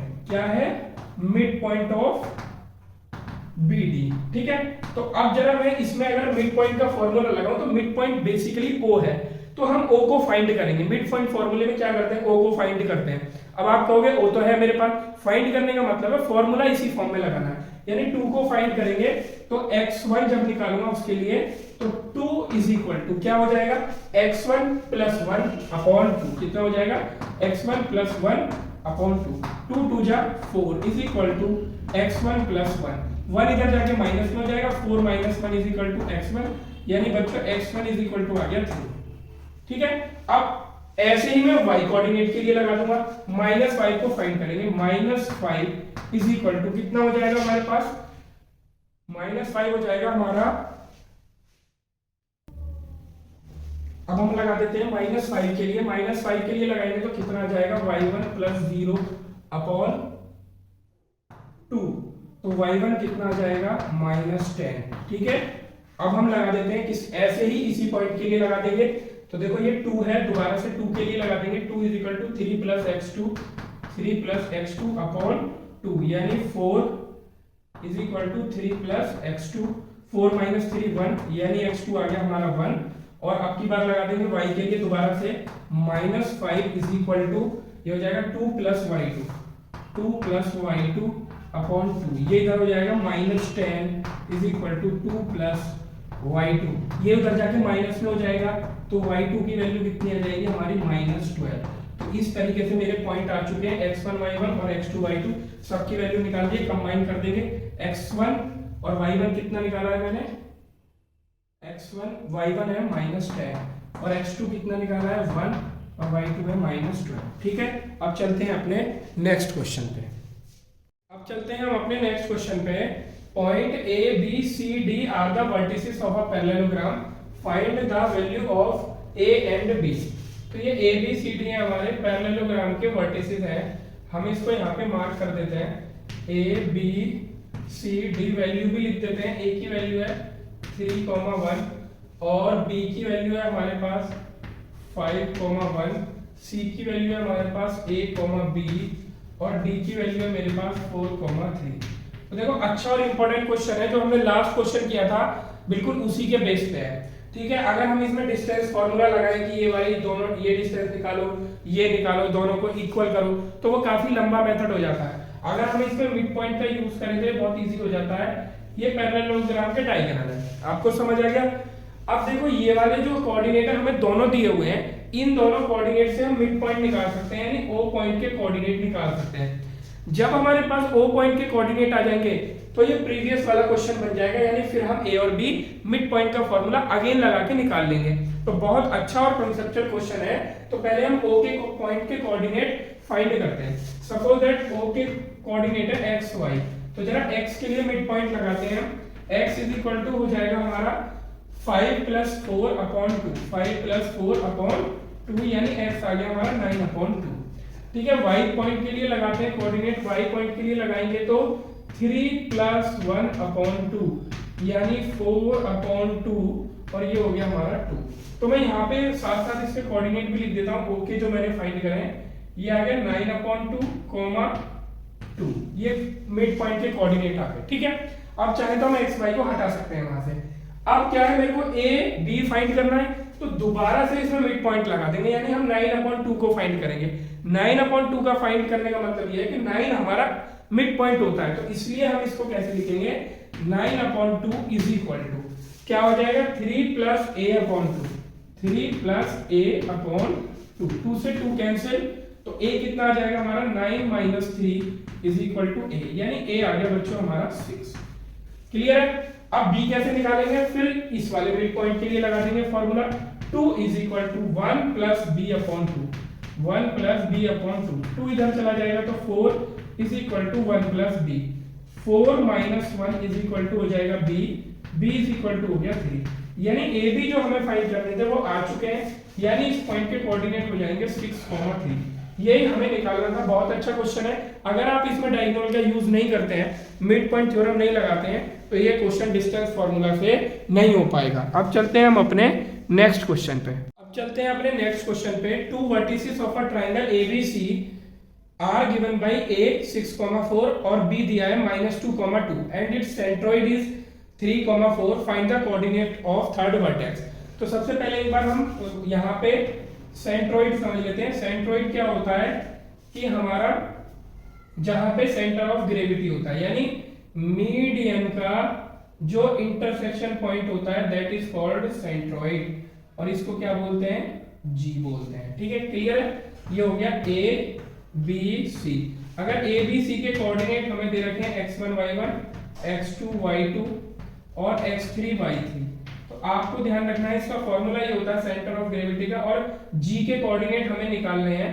तो सपोज दैट जी के कोऑर्डिनेट है मेरे x y, तो x क्या होगा बच्चों, x होगा x1 plus x2 plus x3 upon 2, और y कितना होगा हमारा y1 plus y2 plus y3 upon 2 नहीं सॉरी 3 अपॉन 3, यानी x1 plus x2 plus x3 upon 3, y1 plus y2 plus y3 upon 3। ये हमारे सेंटर ऑफ ग्रेविटी के यानी सेंट्रोइड के कोऑर्डिनेट होते हैं। अब उसने क्या दिया है, हम अपना डायग्राम बनाते हैं। ए बी सी के हमें कोऑर्डिनेट दिए हैं, तो ए के कोऑर्डिनेट कितने दिए हैं 6,4, बी के कोऑर्डिनेट कितने दिए -2,2 और सी के कोऑर्डिनेट x y ऐड कर लेते हैं, हमें फाइंड करना है। और यहाँ पे जो सेंटर ऑफ ग्रेविटी है यानी सेंट्रोइड वो दिया हुआ है हमें 3,4। तो अब हम क्या करेंगे, ये 3,4 हमें ऑलरेडी दिए हुए हैं, बट हम इन तीनों की हेल्प से इस 3,4 को फाइंड कर लेंगे और इसके इक्वल कर देंगे। हम भी सेम पॉइंट फाइंड करेंगे। तो यानी अगर मैं सेंटर ऑफ ग्रेविटी यानी सेंट्रोइड फाइंड करूं तो उसके कोऑर्डिनेट क्या होंगे, x1 plus x2 plus x3, यानी 6 - 2 प्लस x अपॉन 3, ये x कोऑर्डिनेट, और ये हो जाएगा हमारा y कोऑर्डिनेट कितना हो जाएगा 5 + 2 प्लस y अपॉन 3। ठीक है, और ये मेरे को कितना दिया हुआ है, दैट इज दिया हुआ है मेरे को 3,4। अब देखो ये कंडीशन इक्वल जब हो सकती है क्योंकि ये ऑर्डर्ड पेयर होते हैं, ये आगे पीछे नहीं हो सकते, यानी x कोऑर्डिनेट के इक्वल हो जाए, y कोऑर्डिनेट के इक्वल हो जाए, तो इनको इक्वल रख देते हैं। 6 - 2 4 प्लस x अपॉन 3, ये x कोऑर्डिनेट है तो इसको 3 के इक्वल रख दो, तो 4 प्लस x कितना हो गया 3 3 जा 9, तो x आ जाएगा हमारा 9 - 4, यानी x आ गया हमारा 5। क्लियर है। और ऐसे ही y कोऑर्डिनेट y के इक्वल होना चाहिए, तो 4 + 2 कितना हो जाएगा 6 + y upon 3 is equal to 4, यानी 6 + y इज इक्वल टू 4 3 जा 12, यहां से y आ गया हमारा 6, यानी जो c पॉइंट के कोऑर्डिनेट है वो आ गए हमारे 5,6। यही उसने हमसे पूछा था। अब चलते हैं हम अपने नेक्स्ट क्वेश्चन पे। वैसे भी अगर मेरे एक जो सबसे सिंपल क्वेश्चन होता है कि अगर मेरे को तीनों कोऑर्डिनेट दिया हुआ है और सेंट्रोइड के कोऑर्डिनेट पूछता है, तो x1 plus x2 plus x3 upon 3 कर देंगे, y1 plus y2 plus y3, और ये मेरे को गिवन ही होंगे, डिवाइड बाय 3 कर देंगे, तो वो बहुत सिंपल क्वेश्चन होता है। अब चलते हैं एक क्वेश्चन और लेते हैं अपने नेक्स्ट क्वेश्चन पे। अब चलते हैं अपने नेक्स्ट क्वेश्चन पे। Let DEF be the midpoints of the side BC, CA and AB respectively of triangle ABC. Find the coordinates of vertex ABC. Diagram बना लेते हैं, उससे ज्यादा अच्छा समझ आ जाएगा। ये हमने ट्राइंगल लिया ABC और मिड पॉइंट ले लिया हमने, इसका मिड पॉइंट ये है, इसका ये है और इसका ये है। ठीक है, तो BC का मिड पॉइंट है D, ठीक है, और CA का है E, और AB का बचा हुआ हो गया हमारा D नहीं DEF, AB का हो गया हमारा F। ठीक है, अब हमें जो कोऑर्डिनेट दिए हुए हैं वो DEF के दिए हुए हैं, यानी 3, -2, और E के कितने दिए हैं हमें -3, 1, और F के कितने दिए हुए हैं मेरे को 4, -3, ये हमें पॉइंट दिए हुए हैं। अब वो कह रहा है कि ए बी सी के कोऑर्डिनेट हमें बताने हैं। किसके कोऑर्डिनेट बताने हैं मेरे को, ए बी सी के कोऑर्डिनेट बताने हैं। तो इनको लैग कर लेते हैं। ए के ले लिए मैंने x1 y1, बी के ले लिए x2 y2 और सी के ले लिए मैंने x3 y3। अब देखो क्या है, ये मिड पॉइंट दिए हुए हैं तो हम मिड पॉइंट का फॉर्मूला लगा के इक्वेशन बना सकते हैं। तो देखो यहाँ पे x1 x2 से यहाँ से एक इक्वेशन बनेगी, x2 x3 से यहाँ से एक बनेगी, x3 x1 से यहाँ से एक बनेगी, यानी x की 3 बनेंगी और y की भी 3 बनेंगी। तो जल्दी से बनाते हैं, मिड पॉइंट का फॉर्मूला लगाता हूँ इन दोनों के बीच में। तो यानी x1 plus x3 upon 2 is equal to कितना है कोऑर्डिनेट 4। तो पहली इक्वेशन बन गई x1 plus x3 is equal to 8। दूसरा लगाओ x2 plus x3 upon 2 is equal to कितना बनेगा 3। तो यानी x2 प्लस x3 कितना आ जाएगा बच्चों 6। अब आ जाती है third equation x3 plus x1 upon 3 upon 2, क्योंकि मिड पॉइंट है ना, अपॉन 2 इज इक्वल टू -3। तो x3 प्लस x1 कितना हो जाएगा मेरे पास -6। अब देखो ये मेरे पास 3 अननोन है और 3 ही इक्वेशन है। अब इनको सॉल्व कैसे करेंगे? अब देखो यहाँ पे x3 है, यहाँ पे x1 है, इन दोनों की वैल्यू यहाँ से निकालो और इसमें पुट कर दो। तो देखो क्या है, अगर मैं यहाँ से x3 x1 प्लस x2 है फर्स्ट इक्वेशन, हाँ x1 प्लस x2 है, ये मैंने गलत लिखा है, इसको ठीक कर लेते हैं। x1 प्लस x2 है, 3 नहीं आएगा, सीक्वेंस में बनेगी x1 प्लस x2, ये आ गया x1 plus x2 is equal to 8, x2 plus x3 ऐसा हो गया। अब देखो क्या है, अगर मैं किसी भी एक इक्वेशन को लूं और उसके दोनों पैरामीटर को प्रीवियस इक्वेशन से निकाल दूं तो हमारा आंसर ये एक में कन्वर्ट हो जाएगा। x3 को इससे x2 की टर्म्स में निकाल लो और x1 को यहां से x2 की टर्म्स में निकाल लो। तो देखो अभी देखो x1 इज इक्वल टू हो जाएगा 8 माइनस x2, यहां से x3 निकाल लो, x3 is equal to 6 minus x2। अब x1 और x3 की वैल्यू यहां रख दो, x3 की वैल्यू कितनी है 6 माइनस x2 प्लस x1 की वैल्यू कितनी है 8 minus x2 is equal to 6, 6 से 6 कैंसिल हो गया, minus 2x2 is equal to minus 8, 8 इधर जाके माइनस का minus cancel, x2 is equal to बच्चों 4, x2 कितना आ गया है 4, x2 की वैल्यू यहां पुट कर देंगे तो x3 आ जाएगा, यानी 6 माइनस 4 यानी x3 कितना आ गया 2। इनको मैं ब्लॉक पे लिख दे रहा हूं, जो मैं फाइंड करता जा रहा हूं। x2 की वैल्यू यहां पे पुट कर दो तो x2 कितना हो जाएगा हमारा 4 आया था, तो x1 कितना आ गया मेरा 4 आ गया। सेम टू सेम हम y1 y2 y3 की वैल्यू निकाल सकते हैं। दोबारा से इक्वेशन बनाओ y1 प्लस y2 ये आप होमवर्क में भी कर सकते हो, अपॉन 2 इज इक्वल टू आ जाएगा -3। ऐसे ही y2 प्लस y3 अपॉन 2 कितना हो जाएगा ये हमारा -2, और y3 प्लस y1 अपॉन 2 कितना हो जाएगा हमारा y3 plus y1 is equal to 1। यहां से 3 इक्वेशन हम बना लेंगे तो यह आ जाएगा y1 plus y2 is equal to -6 और y2 plus y3 is equal to -4 और y3 plus y1 is equal to 2। ये हमारा इस तरह से इक्वेशन बनी। इसको करने का मेथड मैं बता रहा हूं, इन तीनों इक्वेशन को आपको खुद से सॉल्व करना है और फिर x1 को y1 के साथ लिख देंगे, x2 को y2 के साथ लिख देंगे और x3 को y3 के साथ लिख देंगे, तो हमारे ये तीनों वर्टेक्स के कोऑर्डिनेट आ जाएंगे। तो चलो मैं ही कर देता हूं इसको सॉल्व। यहां से हमें y1 की वैल्यू फाइंड करनी है, y1 is equal to 6 minus y2, यहां से y3 की वैल्यू फाइंड करनी है -4 माइनस y2, इसमें पुट कर देते हैं। मैं यहां पे पुट करूंगा y3 प्लस y1, तो y3 कितना है मेरा -4 माइनस y2, ठीक है, ये तो आ गया मेरा y3 ये रही वैल्यू, और y1 कितना है मेरा 6 minus y2 plus 6 minus y2 is equal to कितना है ये मेरा 2। यानी इस वाली इक्वेशन में ये दोनों वैल्यू मैंने पुट करी है, y3 की जगह y3 की जो ये वैल्यू है यहां पुट करी है और y1 की जो वैल्यू है ये वाली इसको यहां पुट करा है, तो ये आ गया।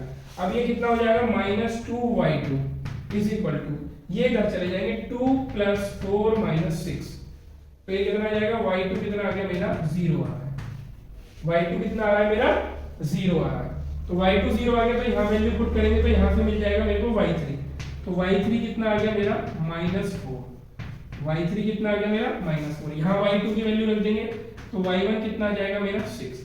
अब जरा मैं आपको वर्टेक्स के कोऑर्डिनेट भी बना के दिखा देता हूं।